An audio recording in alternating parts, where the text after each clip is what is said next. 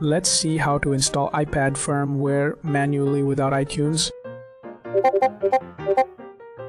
In the first step, open Settings. After that, select Privacy and Security.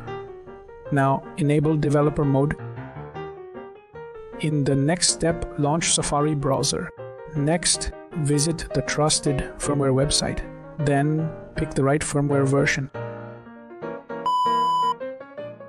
In the next step, get and install firmware utility tool. Then run the program on computer. After that, link iPad through USB wire. In the next step, access the firmware application. Later, find and choose the saved firmware. Later, press Start to initiate process. In the next step, let the process finish. Then remove iPad properly. Then turn it on and verify firmware. You are good to go.